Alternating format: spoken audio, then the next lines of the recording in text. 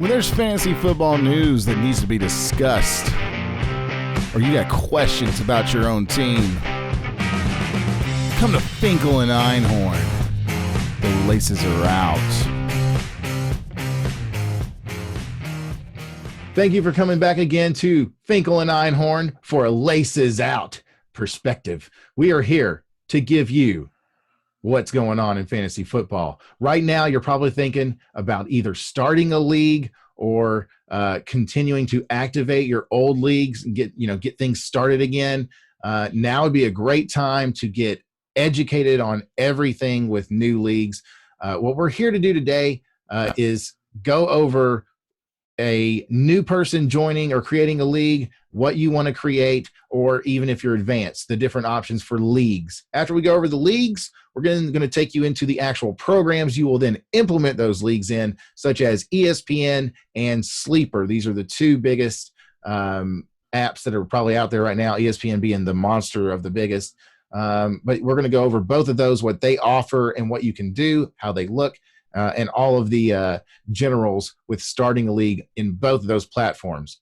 All right, Einhorn, let's start it off with, if you're a beginner and you're coming in, more than likely you're going into ESPN, right?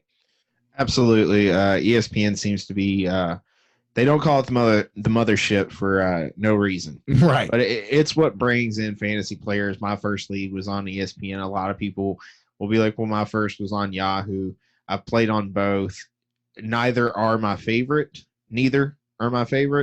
But given the choice between the two, I would prefer to play on ESPN.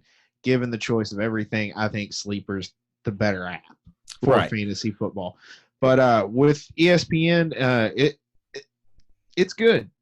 Yeah, I would say starting out now as a beginner, if you're going to create a league or try to join a league, first thing to do as a beginner, I would say, is to educate yourself on the league, the people who did good the last year, the last 2 or 3 years, how the league has changed, where these players have gone, if they're old, the age they are.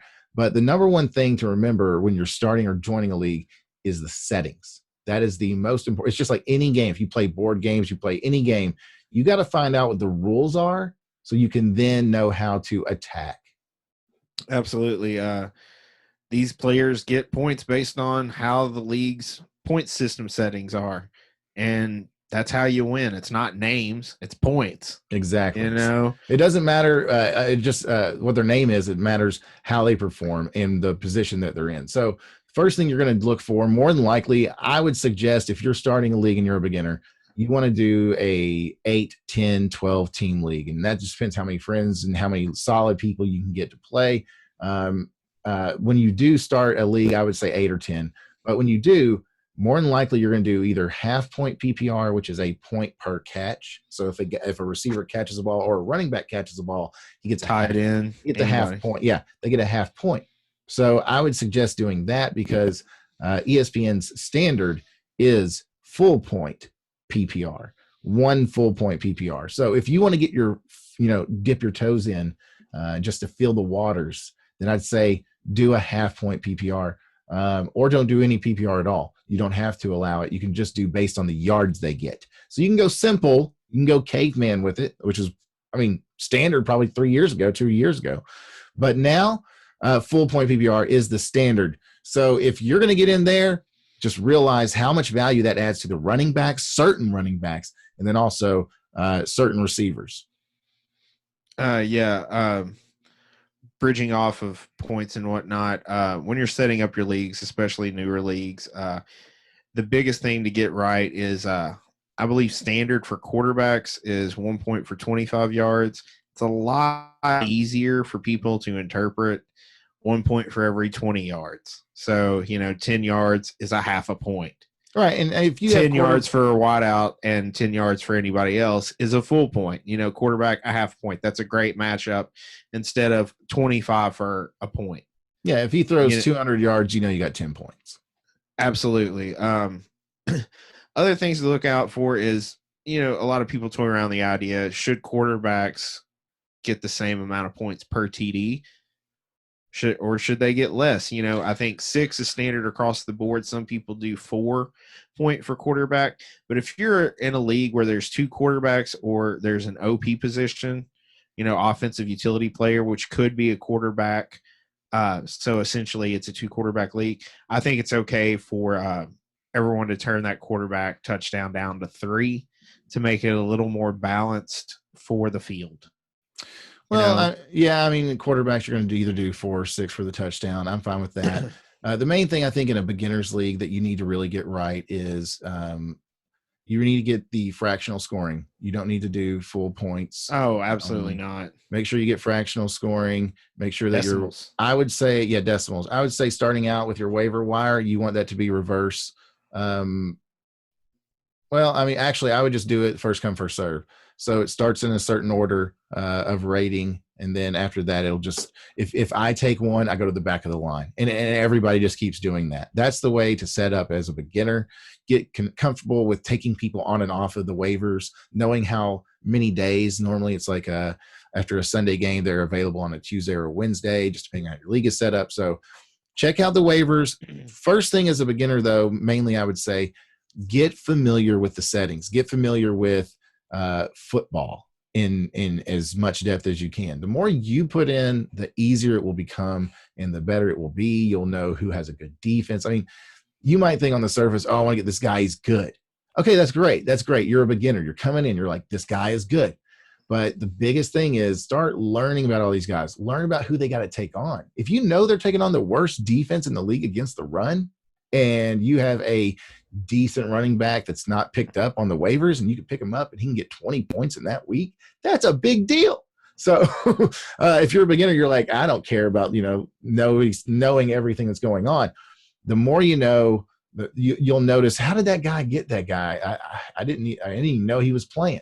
So in the beginning, I would say that's the biggest thing, educating yourself. But in just set up in general, get your fractional scoring, watch your waivers, get your team going, and just learn the settings. Absolutely. I've actually been fortunate enough to play the waiver wire pretty strong in some of the leagues that do the the reverse snake like the waiver system, where if you have the last pick of the round, you got the first waiver order, and it goes the way that one works, that way. And I like this one too. And you can do this as a beginner too. It's basically whoever is in first place is the last waiver. Each week it changes. So if you are in second place, you have the next to last. If you're in last place after week 1, basically you lost week 1 and you have the least amount of points scored, right? You're in last. You get the first pick that week. So in that one, it encourages more waiver usage because you might lose that first pick next week. Oh yeah. One of the things I've started doing in a lot of my leagues lately is the free agent bidding, the blind bidding. Let's save that for the intermediate. And actually, I think now's probably a good time for us to go ahead and get into the intermediate. When you're coming out of beginner and you're going into intermediate, this is going to be your second level. This is in between before you get to super advanced, right? Super advanced is going to be super high level. This is going to be you're getting your feet out of being wet and you're wanting to get your teeth more into the meat and the bone. So you haven't ate the full course meal yet. You're just getting to the main course. You know what I'm saying? You're not getting into the nuances of salad and getting your appetizers and getting your desserts. This is you've got a good idea. You know what's going on in the league. You've started paying more attention. You're keeping up with the updates. You're a little bit more advanced than all the other, you're probably in the middle. You're right in the hunt of all the playoffs, right? This is the intermediate guy. So in your league, you're probably, if you were low at 8, you're probably going up to 10. If you were at 10, you're probably going up to 12. But in an intermediate league, you're going to have a lot of different options. And one of the options is going to be head coach. It's going to be kicker. I think you take kicker out. I think you take head coach out. Just because it's something you've never done doesn't make it a great idea.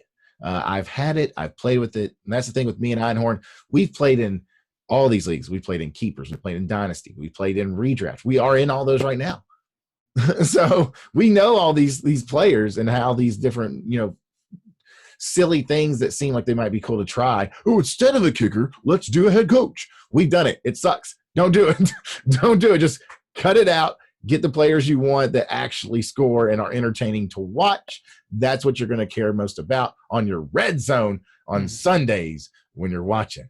What do you think, Einhorn? I agree. I think the biggest jump that you'll see going from beginner to intermediate is the kicker's completely wiped out. Gone. By the time you get to intermediate, nobody wants the kicker. Nope. Nobody wants to lose matches because your kicker missed a 50-yarder or because somebody blocked your kicker. Nobody wants this. Or because he got 5 40-yarders in one game or something. I mean, that's cool, but that's a lot more rare than, stuff. But I'm saying kickers affect games. And you're just like, what? Yeah. I think instead of that, you throw an extra flex, an OP, anything in just to replace it and have the scoring kind of a little more fun. And same thing with head coaches. Head coaches don't do it. I mean, it's basically a position that's like, did they win or did they lose? Yeah. And you get points based on it. You basically add a position where somebody can just, oh, well, so-and-so's playing, the Bengals this week, the Browns this week. I'll just pick them up because they've got a 70% chance to win and I won't lose points. And the thing is, you could also just do that with the defense. You can, the defense settings will let it allow you to where you can have a win or loss for the defense. Yes, that's the next level. I think going from beginner defense to intermediate defenses, defensive scoring is a lot more broad versus some of the other positions, because in intermediate, you'll get rewards for stingy defenses. You'll get penalty for, defenses just allowing everything, shootouts. And then, you can take a penalty for the loss as well, or get a reward for the win, and it all comes back to what we said at the start, and it's know your settings. Yeah. From beginner to intermediate, know your settings, because there will be a huge change. Outside of that, there's not a whole lot of difference from intermediate to beginner other than, a few nuances, like some annoyances removed and some extra scoring put in here and there, maybe a few bonuses for receivers that get like a 50-yard touchdown.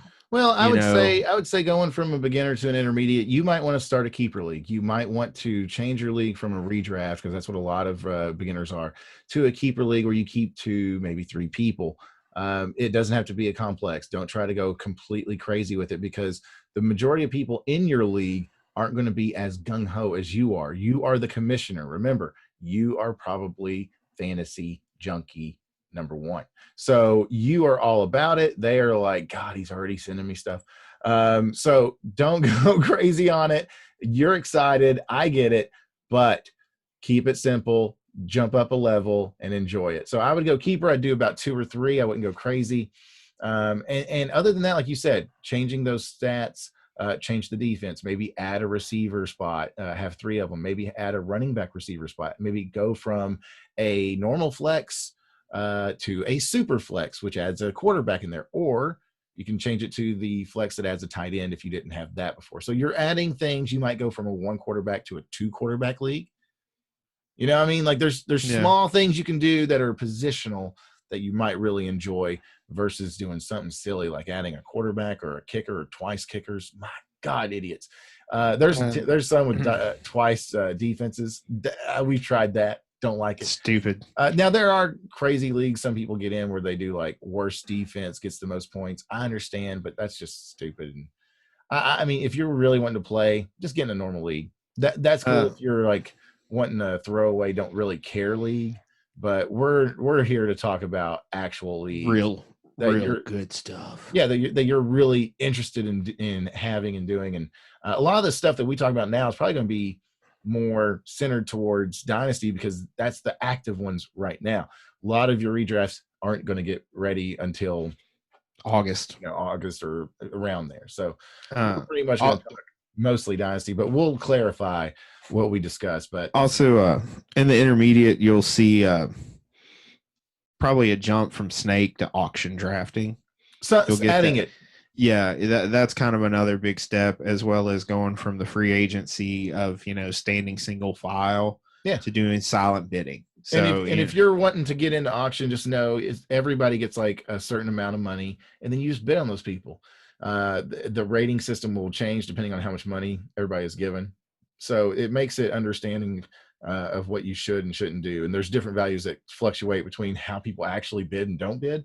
So Absolutely. I would 100% say on either ESPN or Sleeper, go do your mocks, go in there, work it, get in the first section or first spot, get in the last spot. If you're doing snake, get all throughout the thing, or get all throughout, the roster lineups, See get what you each get. position, see what happens, see where you like being, where you don't like being, see if you can trade. Sometimes I've been in leagues in person, man, where people will trade. They'll be like, I got the 4th pick. Who wants it? And I'm like, I'll take it. I got the 8th. And they're like, I'll take it. And I'm like, thank you.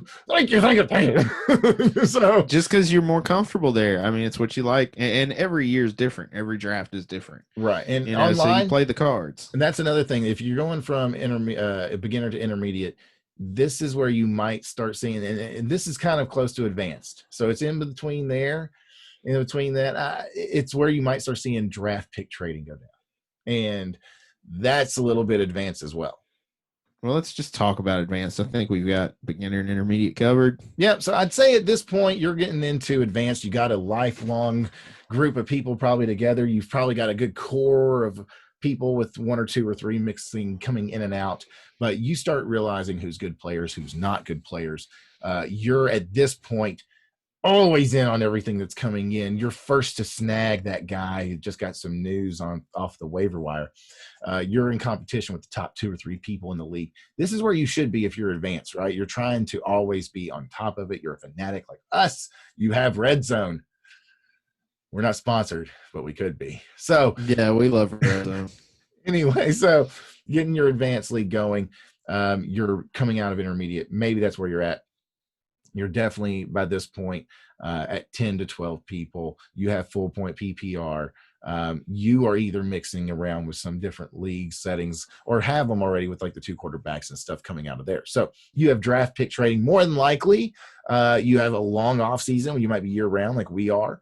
You might be dynasty at this moment. Dynasty is a big time to get into it if you are very advanced. And also with the IDP settings, that's a huge change. And not every advanced league does this, but you start seeing people go there when they've exhausted all of their knowledge and opportunity. And IDP really is the most advanced because you play the defensive game as well.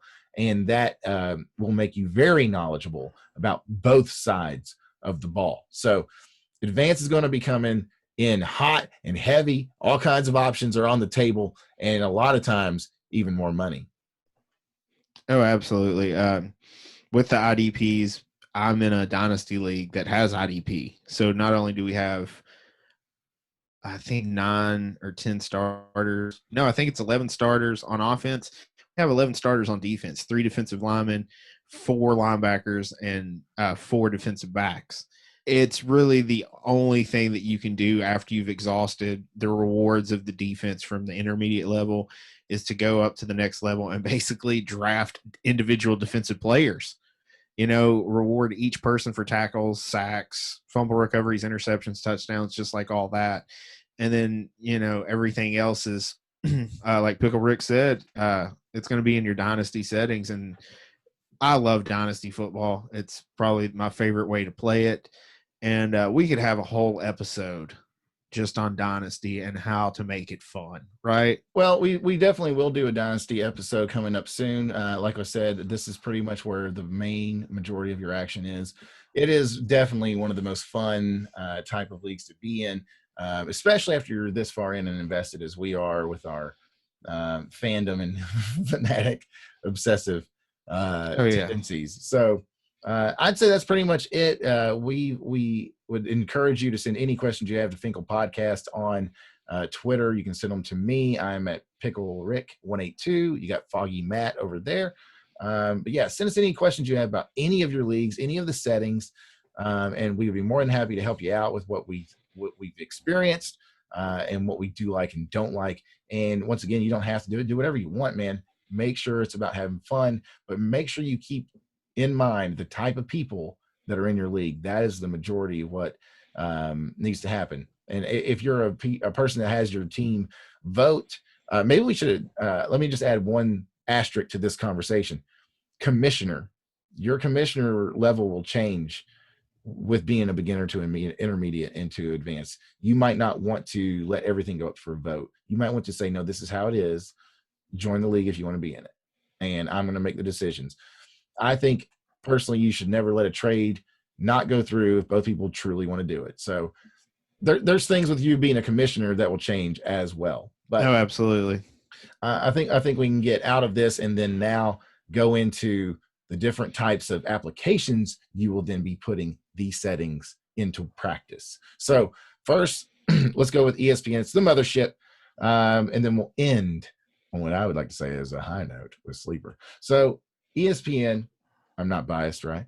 ESPN, I'm going to go ahead and walk you through creating one. It gives you your first thing, create the name, league name. You get the number of teams, you get the scoring type you'd like to do, and then you create the league. Now, after you get in there, you can then share it with everybody, do what you like to do. And then you create your team, your logo, your picture. Now, the funny thing about this is your picture, you have to go through and get the link for it. It's not an actual picture like off your phone or anything. You have to find like a site to load it up to and then put it on. And that's a pain. I'm just going to let you know it's a pain. Now, you've had one of those, right? Oh, dude, every day. All right. So every day. And now we're going to go into the settings of what it's like. So if you're a commissioner, you will be able to go in here with the league manager tools and make all of the changes there. So with the settings on ESPN, after you get the draft set up, you can choose your snake, you can choose your seconds, you can choose the draft order, you can put it in. Something I would suggest doing is with your drafts, do it socially, do it on like a connection like this, Google or whatever you want, where you get connected either through a video, a live stream, something to that degree where you pick the picks out, randomize it, however you want to do it, but make it something. The roster, you can change however you want that to be. Maybe you want more bench. The default bench is not big enough, I would say. You should add more. So then you get your positions and then the scoring. That's where we were talking about changing that passing yards, changing those passing touchdowns, making it fractional scoring. That's the type of things you really want to do. You can also later on change the defense scoring there. You get your trade rules, your acquisition rules, your keeper rules, your regular season setup. I am a type of league, I like to go to where the regular season ends on week 14. You have week 15 and 16 for the playoffs, and that's it. I don't like 17 making its way in. Now, whenever we go to an 18-week league, I will let 17 be the end, but that's going to come up in a year. Other than that, you have your playoff settings. Some people do 2 weeks. Some people do 1 week per each round.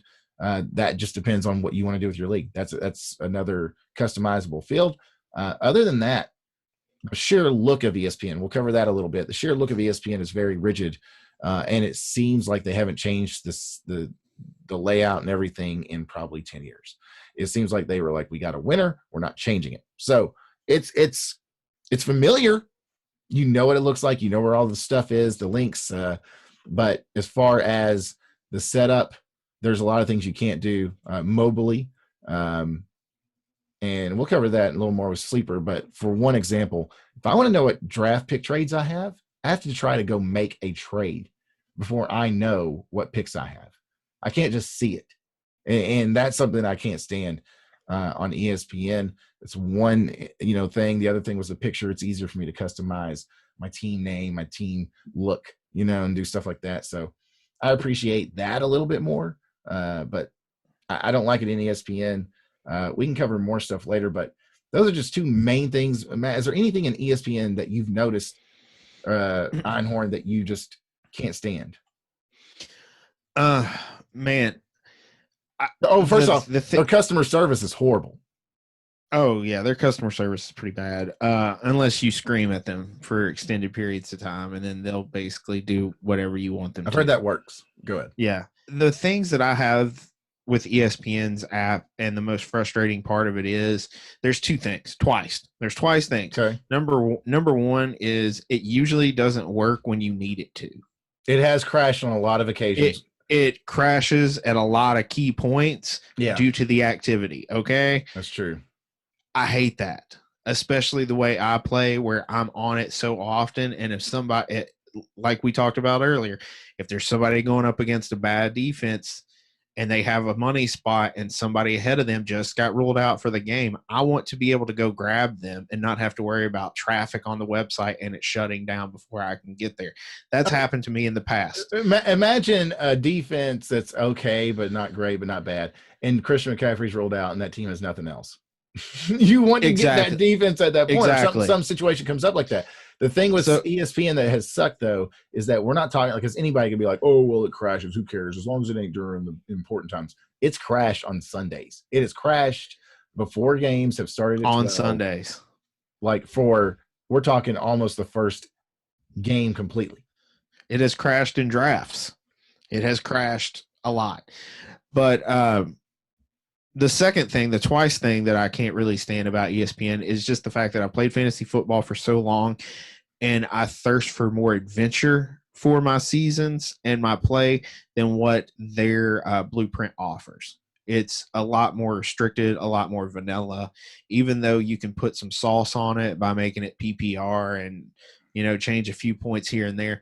For the most part, it's a vanilla platform that's good for getting people in because it runs like kindergarten. Yeah. It's very vanilla. It's for the occasional player, but when you want to actually get into it and do fun stuff for your league and give your owners more as a commissioner, you want to give them more opportunity to handle their team and control their team. ESPN is not the website for that. And what is the Absolutely not. website for that, Matt? The website for that is Sleeper. It's fairly All right. new. Let's go through a sleeper startup. Let's get the scoring system's just like ESPN. You can set it however you'd like. It's basically, vanilla. It's simple. It's as exciting as you want it to be, and super easy. Where it really comes in to play is with its draft settings. You can have your snake and your auction. You can have linear if you want. So it's a set draft. You can have the third round turn, which is where if you have the last pick in the first round, you'll have the first pick in the second and the third. So if you're picking 1, 20, and 30. If you're picking 10, you're picking 10, 11, and 20. right. Yeah, and Yeah. let me see. I don't think ESPN offers that. No, they offer snake and auction. Yeah, they offer snake, auction, auto pick, and offline. Offline, you would be able to do it, but nothing that's automated, and that is something that Sleeper would have that is actually automated. So that's pretty cool. Absolutely. Sleeper offers a lot of different multitude of settings for how long your waiver wire can last. If you want it to be a day, if you want it to be 2 days, if you want it to be 3 days, they give you the option. I think 1 day is plenty because that way weekend pinches people can still be viable. Because if you drop them on Friday, you got a 4-day waiver claim. They're not available to be picked up till after Monday. That does nobody good. Other things that they do really well is they break their leagues down from redraft, keeper, and dynasty. And that plays into what you said with ESPN that annoys you is your draft picks. You can't see them on ESPN unless you want to propose a trade on dynasty or on sleeper because they have the option set up. And even their draft system, when you draft on Sleeper, is like a spreadsheet or a draft board that you would go to and attend. You get to see all the trade picks right below your players. It's just like assets. And when you go into the draft, those squares are already labeled who they go to. It is 100% user friendly and makes it fun for me as the player because, as a commissioner, I don't have to keep up with it. It's less work for me and it allows the league to have more freedom. Sleeper basically takes the training wheels off of the ESPN app and says, there you go, big guy, have at it. Yeah. And I think Sleeper has done that for commissioners. Commissioners, a lot of times they get tired of running their leagues. They get tired of the work that might go involved to actually running a good league because good leagues do take some work, man. And it's great to have them, but a lot of the players like playing them, but the commissioners eventually get tired of running them. And the main thing is the money, of course. You need to get that up front. You get that up front, a lot of it's a lot easier. So other than that, I would say get a Venmo going, get a PayPal going, get everybody going with the money now. That's another thing about advanced leagues. You don't just let people say, "Oh, I'll pay you later," and then guess what? They never pay you. So that's an advanced league move. But yeah, I would definitely get the money. But commissioners, man, are going to enjoy Sleeper. It's a lot easier and less work for commissioners. Tacking on with the money statement, what I do in my leagues is you can't trade until you pay your entry fee, because I'm not going to have you ruin a team, and then not pay. Yep. So right there is your incentive. You have to pay a month before the draft. That way, if you don't, I have X number of weeks to find a replacement for you. And always use Venmo, because I switched to Venmo this year in my Dynasty League. Whenever the regular season ended, I sent the Venmo money straight to the owners that got the regular season money awards. The day after the playoffs ended and it was confirmed who the champion was, who the runner-up was, I Venmo'd them their money right there, and everyone was appreciative. Yeah, and how can you not like a league where people pay before the league starts and people get paid the day it ends? After. Yeah. The day after, they've won the money. Boom, there it is. Listen, if you're playing in a league where you win and you don't get paid for 2 months, get the money and never play in that league again. Absolutely. Get online, find some good people that actually want to play, get some friends that are interested in it, find some people that are actually good people that want to play and are good owners. And if you want your league to be better, I'm sorry, you're going to have to get rid of bad owners. You're going to have to just be like, "Hey man, sorry, we're going to start a new league or something." And I mean, you might just have to start a new league, get the owners you want. Because if you're running a league that has people in it that you don't like or don't pay or don't do stuff, you want to enjoy the league. The league needs to be enjoyed. Yeah. And if you're going to run it, you want people in there that are the type of players you need. So players are very important too in all of this as well. With that being said, that is another episode of Finkle and Einhorn. Thank you for coming and listening. You can always catch us on YouTube and watch the actual live version. Or if you're the vice versa, if you're here at YouTube, you can always go get it at a podcast location on iTunes, Stitcher, or wherever you can find your podcast. Once again, I am Finkle. As always, we have Einhorn, and we'll see you next time. TWYST. Thank you for listening to the podcast. Give us a like and subscribe, and also review us on iTunes, Apple, Stitcher, anywhere that you're at listening to this podcast. Please check us out on Twitter at Finkle Podcasts. Matt is at Foggy Matt, and I am at PickleRick182. You can get us on Twitch at I'm PickleRick182. We would love to answer questions. Anything you have, please let us know. The laces are out.